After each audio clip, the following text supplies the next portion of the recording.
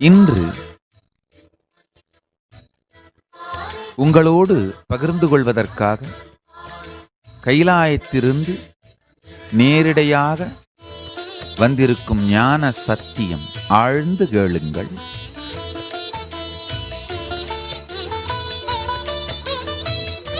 புருஷன்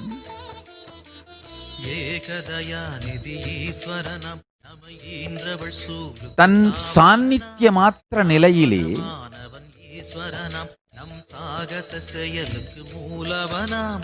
இருமையிலும் மயக்கத்திலும் எக்காலத்திலும் படுவதில்லை. இருமையும் மயக்கமும் ஒருமைக்கு மறுமை அல்ல, உண்மைக்கு மறுமை. ஆழ்ந்து கேளுங்கள். புருஷன் எக்காலத்திலும் இருமையிலும்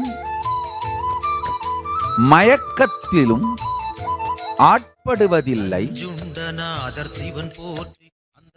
இருமை ஒருமைக்கு மறுமை அல்ல, உண்மைக்கு மறுமை.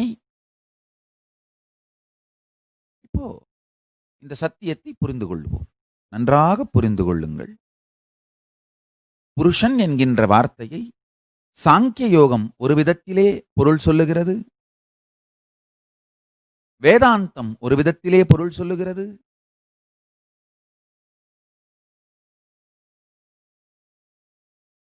பிரம்மசூத்திரத்திற்கு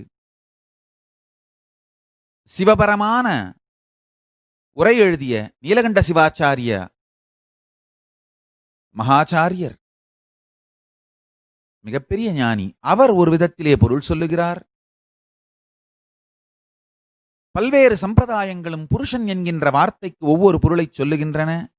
இங்கு பரமசிவ பரம்பொருள் திருக்கைலாயத்திலிருந்து இந்த சத்தியத்தை எனக்கு உரைக்கும் பொழுது புருஷன் என்கின்ற வார்த்தைக்கு என்ன பொருள்பட உரைத்தாரோ பரமசிவ ஞானத்திற்கு நேர்மையோடு அதை நான் உங்களோடு பகிர்ந்து கொள்ளுகிறேன். ஆழ்ந்து கேளுங்கள்.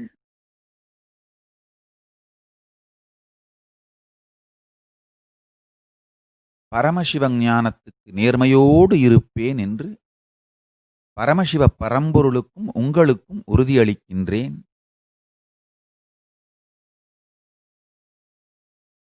நல்லா புரிஞ்சுக்குங்க. ஞானத்திலே நேர்மை இழந்துவிட்டால் கோடிக்கணக்கான பேர் திருக்கையிலாயம் செல்லுகின்ற வழி தடைபட்டு விடும். அந்த தவறை, அந்த கொடுமையை செய்ய மாட்டேன். நன்றாக புரிந்து கொள்ளுங்கள். ஞானத்தின் நேர்மை தவறாது பரமசிவ பரம்பொருள் எவ்வாறு உரைத்தாரோ, உரைக்க வைத்தாரோ, இறையனார் தந்த சத்தியத்தை முறை தவறாது காலபைரவன் சாட்சியாக அன்னை சரஸ்வதியின் பேரருளாய் பொங்கி சத்தியத்தை ஞானத்தின் நேர்மையோடு, பரமசிவன் ஞானத்தை ஞானத்துக்கு நேர்மையோடு இருந்து, பரமசிவன் ஞானத்துக்கு நேர்மையோடு இருந்து உங்களுக்கு கொடுத்துருவேன். அதனால தயவு செய்து கேளுங்கள். பரமசிவன் ஞானத்தின் நேர்மையை மாறமாட்டேன். நமக்கு தெரிஞ்சதெல்லாம் இவ்வளவுதான். 4 சத்தியத்தை பெருமான் நமக்கு கொடுத்தார். அத ஞானத்துக்கு நேர்மையோட இருந்து உங்களுக்கெல்லாம் சொல்லிவிட்டு செத்து போயிட்டா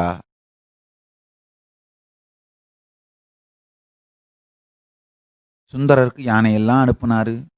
சேரமான் பெருமான் குதிரை மேல போனாரு கைலாயத்துக்கு. ஔவையார விநாயகரே தூக்கி கைலாசத்துல சேர்த்தாருன்னு படிக்கிறோம். ஞானத்துக்கு நேர்மையா, பரமசிவன் ஞானத்துக்கு நேர்மையா இருந்து வாழ்ந்து சொல்லிட்டு செத்து போயிட்டோம்னா சுந்தரருக்கு அனுப்பின மாதிரி ஆணை அனுப்பலினாலும் ஒரு பூனையாவது கைலாயத்திலிருந்து அனுப்பி கூட்டு போயிடுவார். கைலாயத்துக்கு. நல்லா புரிஞ்சுக்கோங்க. எப்படியும் ஞான சம்பந்தருக்கு ஞானப்பாலை கொடுத்துட்டு அம்மா அந்த கப்பை மூலையில கவுத்தி வச்சிருந்திருப்பா. கப்புல இருந்து தரையில சொட்டின ஒரு துளி பாலையோ இல்ல அந்த கப்போட ஸ்மெல்லையோ நக்கின பூனை ஒண்ணு கைலாயத்தில் இருந்து தான் தீரும். அதனால சுந்தரருக்கு அனுப்புன மாதிரி ஆணை அனுப்பலனாலும் ஒரு பூனையை அனுப்பியாவது நம்மளை கைலாயத்துக்கு கூட்டு போயிருவாரு. நேர்மையோட வாழ்ந்து செத்து போயிட்டோம்னா. அதனால பரமசிவஞானத்திற்கு நேர்மை மாறாது அவர் என்ன உரைத்தாரோ, உரைப்பித்தாரோ, உரைக்க வைத்தாரோ, உரைத்தது வார்த்தை, உரைக்க வைத்தது கான்டெக்ஸ்ட் உணர்வு, நமக்குள் உரைத்தது அனுபூதி, மூன்றையும் நேர்மை மாறாது உங்களுக்கு கொடுத்து விடுகின்றேன்.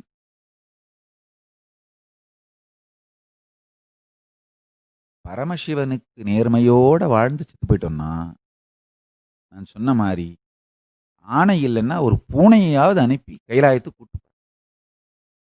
கூட்டு போயிடுவார். அவ்வளவுதான், வேற ஒன்றும் வேண்டாம். ஆழ்ந்து கேளுங்கள்.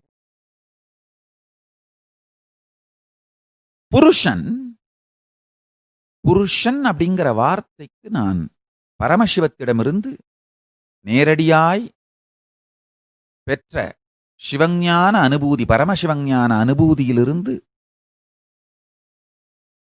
அந்த சத்தியத்தை உங்களோடு சொல்லிவிடுகின்றேன், உங்களோடு பகிர்ந்து கொள்ளுகிறேன். கேளுங்கள். பரமசிவ பரம்பொருள்தான் பிரபஞ்சத்தின் புருஷன், பிரம்மாண்டத்தின் புருஷன். அதனுடைய சாநித்தியம்தான், அதனுடைய இருப்பு தன்மைதான் உங்கள் பிண்டாண்டத்திலும் புருஷனாக இருக்கின்றது. பிரம்மாண்டத்தின் இருப்பு தன்மையும் பிண்டாண்டத்தின் இருப்பு தன்மையும் புருஷனே. பிரம்மாண்டத்தின் இருப்புத்தன்மை புருஷன் பரமசிவமும், பிண்டாண்டத்தின் இருப்புத்தன்மை புருஷன்.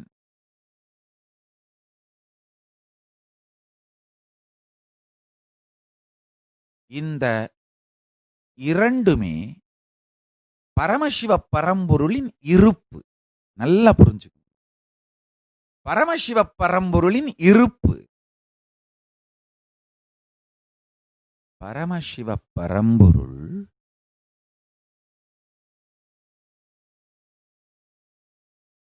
அதனுடைய இருப்பை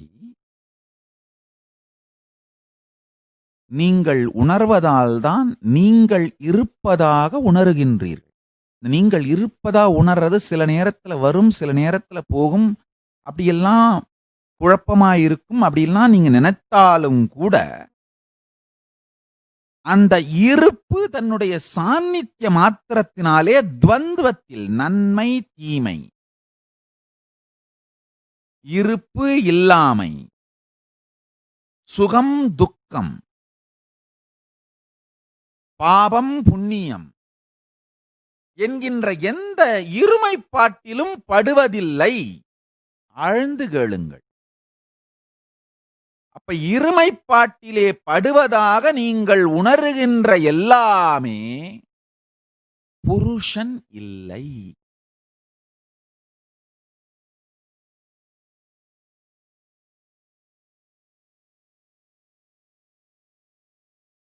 திரும்ப சொல்றேன். நல்லது கெட்டது, சுகம் துக்கம், வலி இனிமை, இது போன்ற துவந்துவம் இருமை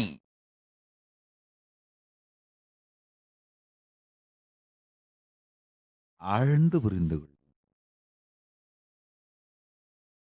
நினைப்பும் மறப்பும், நன்மையும் தீமையும், சுகமும் துக்கமும்,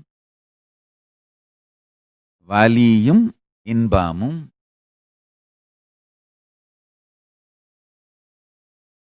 எல்லா விதமான இருமையும் மயக்கமும் தன்மையும் முன்னிலையும் என்கின்ற இருமையை நீங்கள் ஏற்றுக்கொள்ள துவங்கினால் படற்கை என்கின்ற மயக்கத்தை மறுக்க முடியாது. நல்லா புரிஞ்சுக்குங்க. இருமை எப்போதும் மயக்கத்திற்கே சேர்க்கும், தெளிவுக்கு ஆகாது. ஏனென்றால் இருமை தன் இருப்பு இருமை அல்ல. நல்லா புரிஞ்சுக்குங்க. இருமைனா சுகம் துக்கம்,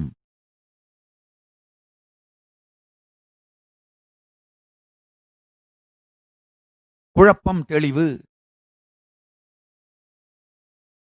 இன்பம் துன்பம் அப்படின்னு நினைக்காதீங்க. கிடையாது. இருமை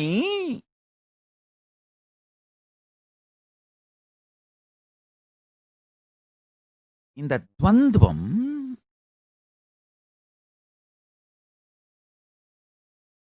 ஒன்றுக்கு இன்னொன்று மாற்று கிடையாது. இந்த இரண்டுமே சத்தியத்துக்கு மறுமை, சத்தியத்துக்கு மாற்று. இத புரிஞ்சுக்கோங்க. இப்போ வலி வந்தா ஒரு நாள் சுகம் வரும்ன்ற ஹோப்ல இருக்கிறது. சுகம் வந்தா இது வலியா மாறிடக்கூடாதுன்னு காப்பாத்திக்க முயற்சி பண்றது. இந்த இரண்டையும் இருமையை ஏற்றுக்கொண்டீர்கள் ஆனாலே மாயையை மயக்கத்தை ஏற்றுக்கொண்டீர்கள். இருமையில் படாது இருப்பவன் புருஷன் என்கின்ற உண்மையை தெரிந்து கொண்டீர்களானால் நல்லா புரிஞ்சுக்குங்க.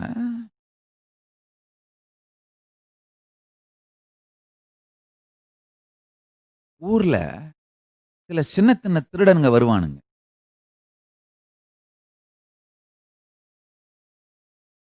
வீட்டுல இருந்து ஒரு நகை திருடிட்டு போயிடுவானுங்க.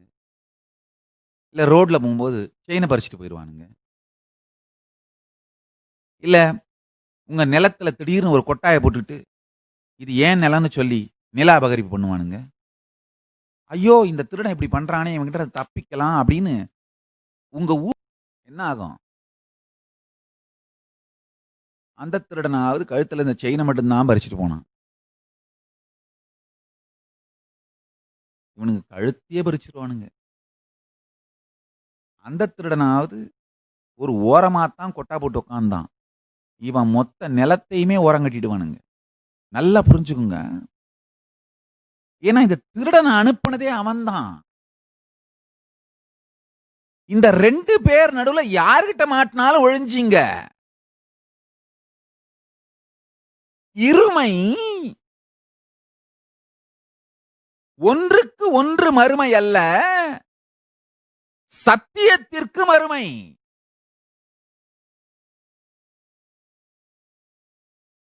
இந்த இரண்டிலுமே புருஷன்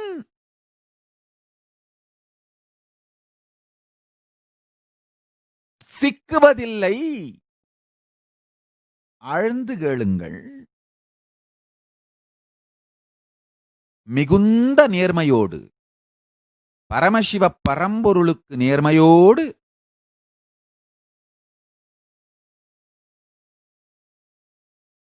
மகாகால பைரவன் சாட்சியாக அன்னை சரஸ்வதியின் பேரருளால் உங்கள் எல்லோருக்கும் தெளிவாக புரிகின்ற விதத்திலே இறையனார் இயற்றி வைத்த தமிழில் நேர்மையோடு சொல்லுகின்றேன், உள்வாங்கிக் கொள்ளுங்கள். துவந்துவம் இருமை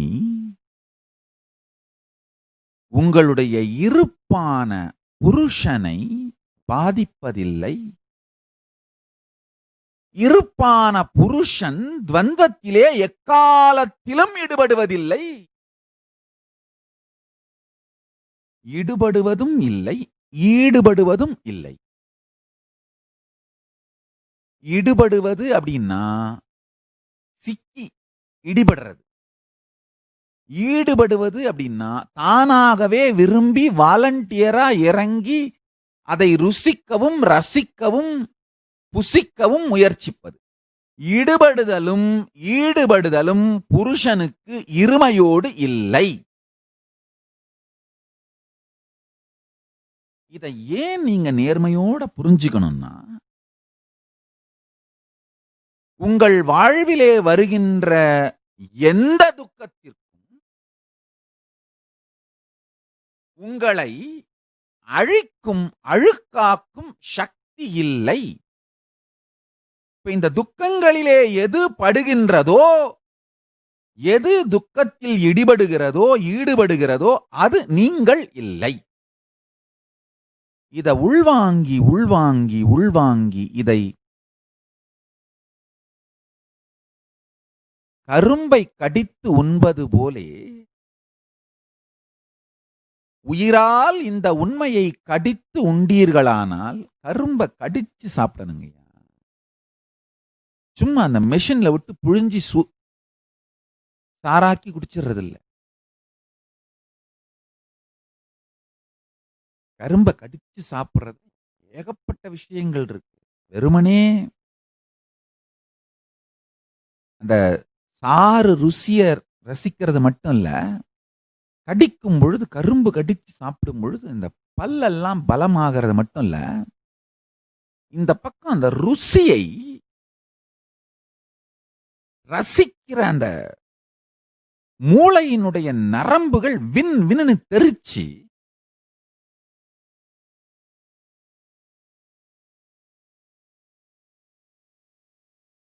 ஒரு இன்டென்ஸான ஷாக் நடக்கும். நல்லா புரிஞ்சுக்குங்க. இந்த ஹார்மோனல் பிரச்சனை இருக்கிற பெண்களுக்கு ரொம்ப மன அழுத்தம் இருக்கிற ஆண்களுக்குலாம் இந்த பிரெயின்ல திடீர்னு எலக்ட்ரிக் ஷாக் மாதிரி வரும். அது பாத்தீங்கன்னா நம்முடைய நரம்பு மண்டலங்கள் பலவீனமாகிறதுனால நடக்கிறது. கரும்பை கடித்து உண்ணுதல் நரம்பு மண்டலத்தையே பலமாக்குகின்ற ஒரு நுட்பம். அதனால கரும்பை கடித்து உண்ணுங்கள், கடித்து உண்டு ருசியுங்கள், தப்பில்லை. என்னடா சுத்தாத்வைதத்தை பத்தி சொல்லிட்டு இருக்கும்போது திரும்ப திடீர்னு கரும்பை கடிச்சு சாப்பிட சொல்றாரே சாமி. உடல் நலத்துக்கு தேவையான உண்மைகளையும் சேர்த்தே சொல்லுகிறேன்.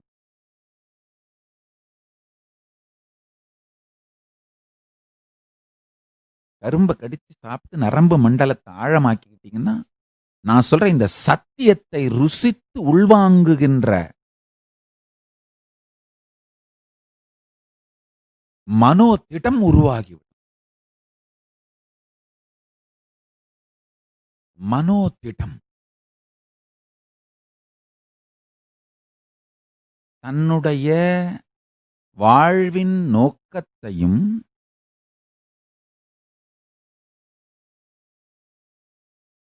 நோக்கத்தை போக்காக மாற்றிக்கொள்வதற்கான கடும் மன உழைப்பு, உடல் உழைப்பு, உயிர் உழைப்பை செய்யுகின்ற தன்மையும்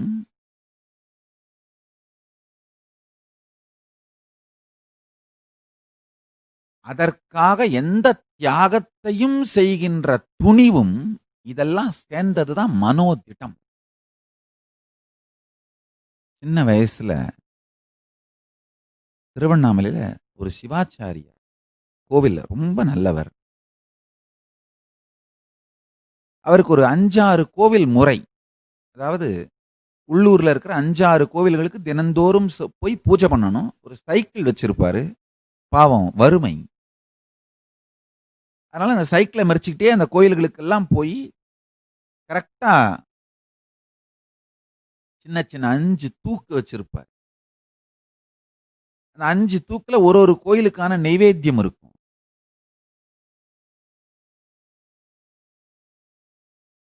அந்தந்த கோவில்ல பூஜை பண்ணி நைவேத்தியத்தை வச்சுட்டு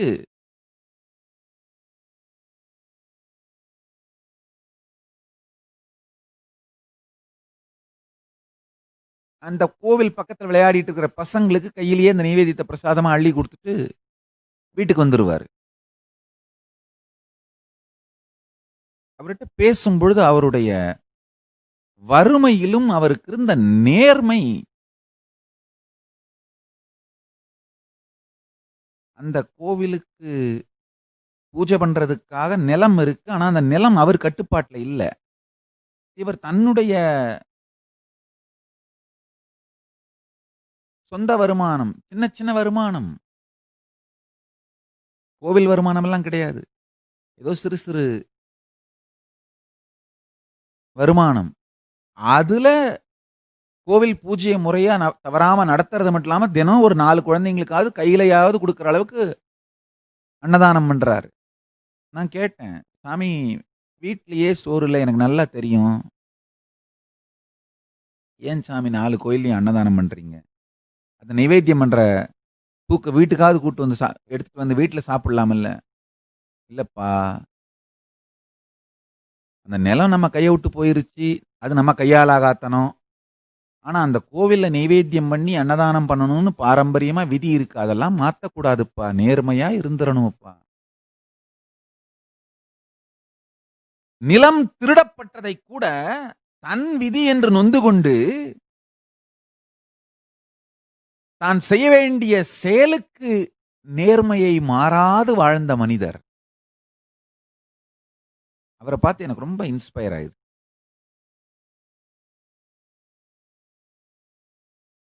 தினம் அவர் கூடயே போய் சைக்கிள் பின்னாடியே உட்காந்துட்டு போய்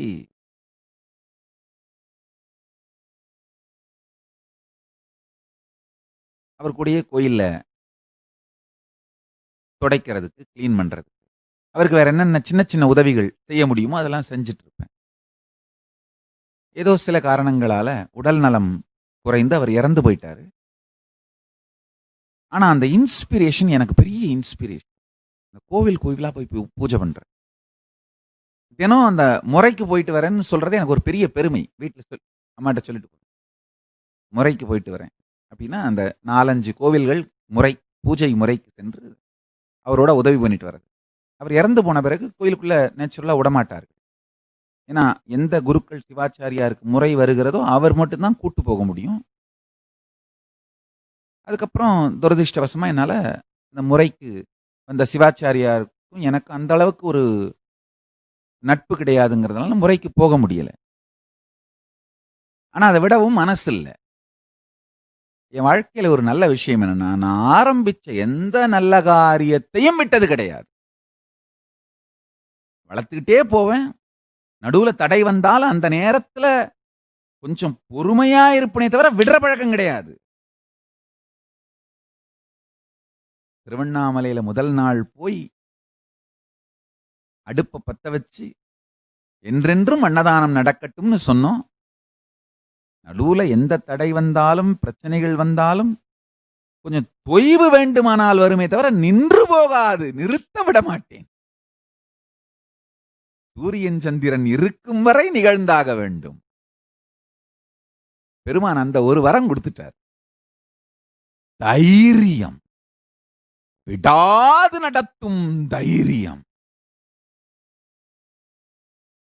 கருப்பு கொடி காட்டி கோயிலுக்குள்ள வரக்கூடாதுன்னு கலாட்டா பண்ணா, இன்னொரு கோவிலை கட்டிக் கொள்ளுகின்ற தைரியத்தை கொடுத்தாரே தவிர கோயிலுக்கு போகாமல் இருக்க செய்கின்ற மனத்தை கொடுக்கவில்லை. அதுதான் பெருமான் கொடுத்த வரம். பெருமான் கொடுத்த வரம் அதுதான்.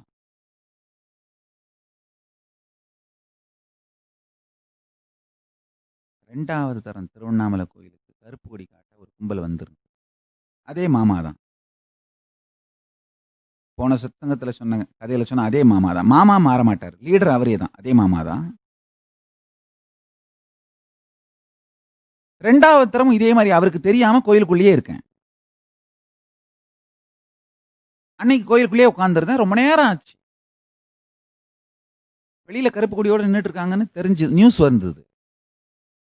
ஆனா முதல்ல மாதிரியே இந்த தரமும் உள்ள வரும்போது மிஸ் பண்ணிட்டாங்க. நான் பாட்டு கோயில உட்கார்ந்துருந்தேன். திரும்ப அதே நிருபர், சாமி சாமி என்னங்க அதே பிரச்சனை தான். என்ன பிரச்சனைங்க? கருப்பு கொடியோட வெளிய நின்னுட்டு இருக்காங்க. நான் சொன்னேன், "என்னங்க போன தடவையுமே சொன்னேன் இல்லங்க. நான் கொஞ்ச நேரம் கோயிலுக்கு வர்றதே ரேரா வர்றேன். கொஞ்ச நேரம் உட்காந்துட்டு வர்றேன். 2 ஷிஃப்ட்டுக்கு பணம் போட்டு ஆள கூட்டு வர சொல்லி. 2 ஷிஃப்ட்டுக்கு பேமெண்ட்ட குடுத்து கூட்டு வந்திருக்க வேண்டியது தானங்க." "ஆமாங்க சாமி, இந்த தடவ 2 ஷிஃப்ட் போட்டு தான் கூட்டு வந்தாங்க. ஆனா 2 ஷிஃப்ட்டும் முடியிற நேரம் ஆயிருச்சு." நான் சொன்னேன், "என்னய்யா தலைவலியா இருக்கு? கோயிலுக்கு வந்தா கொஞ்ச நேரம் உட்கார விடுறீங்களா? வெளில வாங்க சாமி, வெளில வாங்க சாமி. கருப்பு கொடி காட்டி ஃபோட்டோ எடுத்துக்கணும். கருப்பு கொடி காட்டி ஃபோட்டோ எடுத்துக்கணும். ஒரே புலம்புறீங்களேய்யா."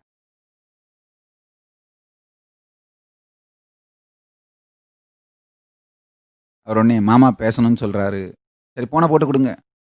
ஃபோன போட்டு, "மாமா, என்ன மாமா போன தடவையும் சொன்னேன்ல மாமா.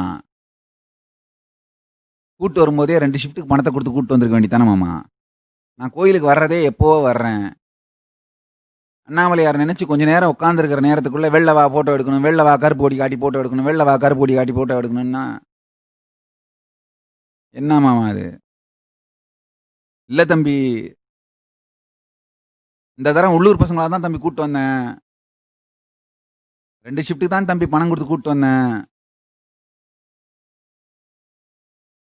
உள்ளூர் பசங்க பணமே வாங்க வேணாம் வேணான்னு சொல்லிப்புட்டானுங்க. வந்துட்டானுங்க. ரொம்ப நேரம் ஆச்சு தம்பி. அதான் வெயிட் பண்ணிட்டு இருக்கோம்." நான் கேட்டேன், "உள்ளூர் பசங்களா? யார் யார் மாமா வந்திருக்கிறது?" அப்டின்னேன். "எல்லாம் உன் கூட படிச்ச பசங்க தான் தம்பி. உன்னைய பார்க்கலான்னு சொன்னேன். அதனால வந்துட்டானுங்க."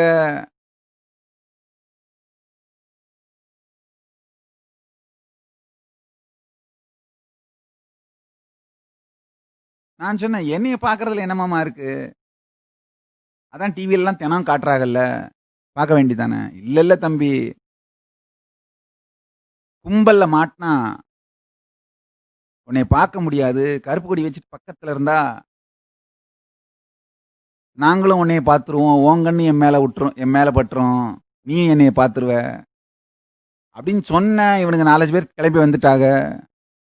"நாங்கலாம் ரொம்ப நேரமா காத்திருக்கிறோம் தம்பி. கொஞ்சம் வெளியில வந்தீன்னா, கருப்பு கொடி மாட்டி காட்டி ஃபோட்டோ புடிச்சுட்டு போயிருவோம்."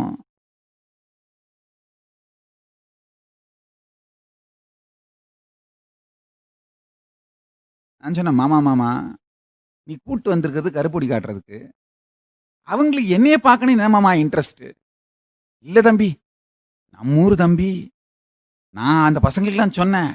டேய் பார்றா, நம்ம ஊரு தம்பி உன் கூட தான் படிச்சது. பாரு உலகமெல்லாம் போய் எவ்வளோ பெரிய ஆள் ஆயிருக்கு. நீங்களும் தான் இருக்கீங்களே. இன்னும் ரோட்ல திரிஞ்சுக்கிட்டு, இதே கருப்பு கொடி காட்டுறது வந்துட்டு இருக்கீங்களேடா." நான் சொன்னேன், "மாமா உனக்கே சிரிப்பா இல்லையா? அவனுக்கு அந்த கதியில இருக்கிறதுக்கும், நான் இந்த கதியில இருக்கிறதுக்கும் காரணம் ஒண்ணே ஒண்ணு தான் மாமா. அவிங்க உன்னோட சேர்ந்து கருப்பு கொடி பிடிக்கிறானுங்க. நான் பெருமானோட சேர்ந்து காவி கொடி பிடிச்சேன். அவ்வளவுதான் மாமா. காவி கொடிய புடிச்சா வாழ்க்கையில உருப்பிட்றலாம். கருப்பு கொடிய புடிச்சா காலத்துக்கு நாசமா போவோன்ற பாடத்த நீயே சொல்லிப்புட்டியே மாமா." ஆஹா. "தம்பி, இதெல்லாம் நீ சாயந்தரம் மீட்டிங்ல பேசு தம்பி. நான் வந்து கேட்கிறேன்." நான் கேட்டேன், "மாமா மீட்டிங்க்கு வந்து கருப்பு கொடி காட்ட போறியா?" "இல்ல, இல்ல தம்பி. அது உன் ஆசிரமமாச்சே. அங்க அடிச்சு புடுவாங்களே. அங்க லட்ச லட்சமா பேர் இருப்பாங்களே. அங்கெல்லாம் கருப்பு கொடிலாம் வரமாட்டேன் தம்பி. வெள்ள சட்டை போட்டு தான் வருவேன். அங்கெல்லாம் கருப்பு கொடி போட்டு கருப்பு சட்டை போட்டுலாம் வரமாட்டேன். வெள்ள சட்டை போட்டு தான் வருவேன். இதெல்லாம் மீட்டிங்ல பேசு தம்பி. நான் கேட்டுக்கிறேன். இப்ப வெளிய வந்தீங்கன்னா கருப்பு கொடி காமிச்சுட்டு ஃபோட்டோ எடுத்துட்டு போவேன் தம்பி. நான் எங்க மன்றத்துக்கு கணக்கு எழுத வேணாமா?" நான் கேட்டேன், "ஏன் மாமா போன தடவையே தான் நான் வரும்போது மிஸ் பண்ணிட்டேன். இந்த தடவையாவது புத்திசாலித்தனமா வரும்போது மிஸ் பண்ணாம இருந்திருக்கணும்ல." "என்ன தம்பி, போன தரம் தான் ஒரு கோபுரத்துல ஆள் நிறுத்தினேன். நீ வேற கோபுரத்து வழியா உள்ள போயிட்டேன்னு இந்த தரம் எல்லா வாசல்லயும் ஆள் நிறுத்தியிருந்தேன். எப்படி தம்பி உள்ள போன நீ?" நானும் அதையே தான் யோசிச்சுட்டு இருக்கிறேன். ஹே, ஹே, ஹே. கருப்பு கொடி காட்டலான்னு காத்திருக்கவங்களுக்கும், உள்ள போக்கூடாதுன்னு சொல்றவங்களுக்கும் 2 பேருக்குமே சொல்றேன் தெரிஞ்சுக்கோங்க. உள்ள தயம் இருக்கு.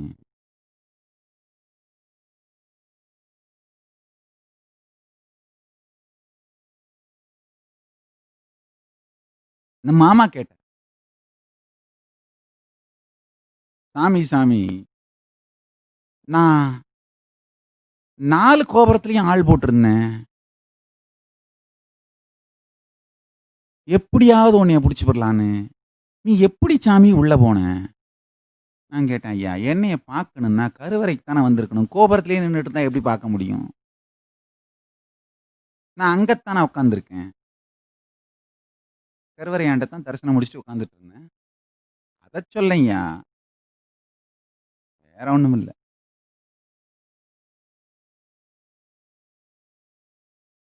கருப்பு கொடி காட்டி கலாட்டா பண்ணீங்க. சரி, நம்ம கும்பிடுறதுக்கு வேற நம்மளே ஒரு கோயில கட்டிருவோம்னு கோயில கட்டிவிட்டோம். அவ்வளவுதான்.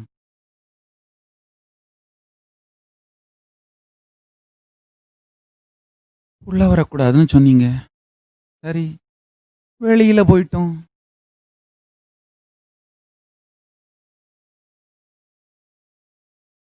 வெளியில போயிட்டோம்.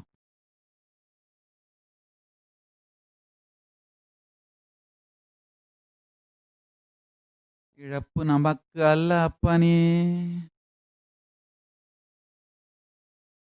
இந்த சத்தியத்தை ஆழ்ந்து கேளுங்க. வந்த வேலை சொந்த வேலை, இந்த வேலை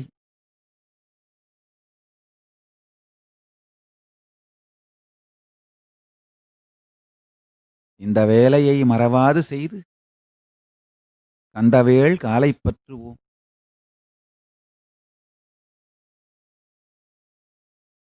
ஆனை இல்லாவிட்டால் ஒரு ஞான பூனையையாவது அனுப்பி கைலாயம் கரம் பற்றி கொண்டு சென்று விடுவான் பரம்பொருள்.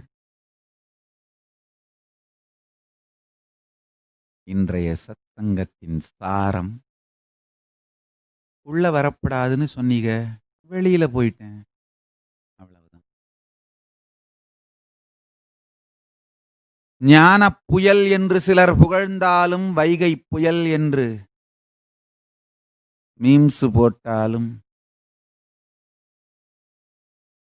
பரமசிவஞானத்துக்கு நேர்மையோடு இருந்து பரமசிவ பரம்பொருள் எனக்கு உணர்த்திய, உரைத்த, அளித்த சத்தியங்களை உங்களோடு பகிர்ந்து கொள்வேன்.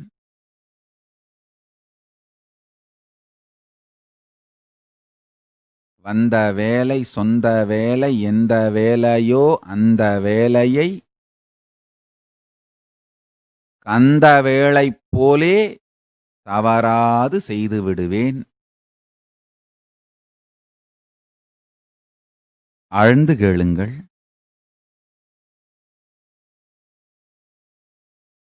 இந்த சத்தியத்தை இன்று தியானியுங்கள். இதை தியானித்தீர்களானால்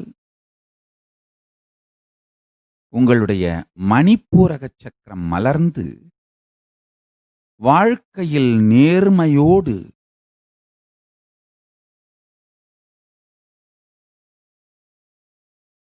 பல்வேறு விதமான மணிப்பூரக சக்கரம் சார்ந்த பரமசிவ சக்திகளை வெளிப்படுத்தி வாழ முடியும்.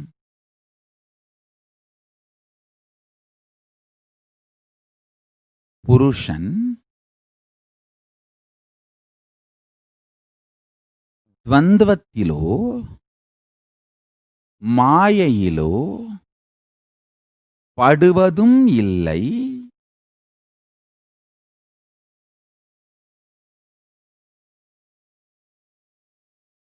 இடுவதும் இல்லை.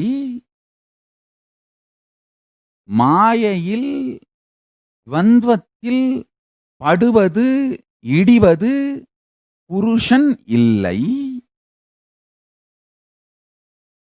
நீங்கள் புருஷன் என்கின்ற சத்தியத்தை உணர்ந்து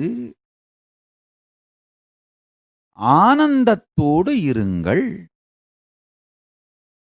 இருமை ஒருமைக்கு மறுமை அல்ல. இன்பம் துன்பத்திற்கு மாற்று அல்ல, துன்பம் இன்பத்திற்கு மாற்று அல்ல. இன்ப துன்பம் இரண்டுமே சத்தியத்திற்கு மாற்று. இருமையை ஏற்றுக்கொண்டாலே சிக்கல். அதுக்கு பிரச்சனை, அந்த பிரச்சனை தீர்வே கிடையாது. நீங்க எந்த முடிவெடுத்தாலும் தோத்து போயிட்டீங்க.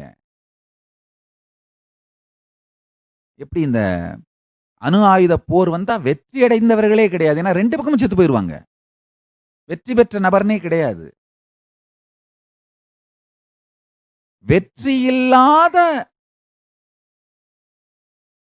வீழ்ச்சி தரக்கூடிய போர் இந்த இருமைக்கு நடுவிலே நடக்கின்ற போர். இருமையே சத்தியத்திற்கான மறுமை என்பதை புரிந்து கொள்வதுதான் ஞான வெற்றி. இதை தியானியுங்கள்.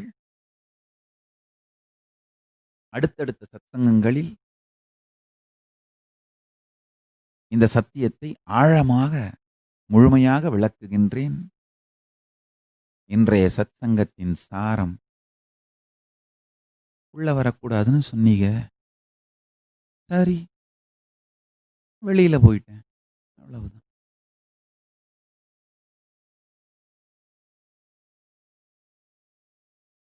நாம் எல்லோரும் நித்யானந்தத்தில் நிறைந்து நித்யானந்தத்தில் மலர்ந்து நித்யானந்தமாகிட ஆசீர்வதித்து முடிக்கின்றேன். நன்றி. ஆனந்தமாக இருங்கள்.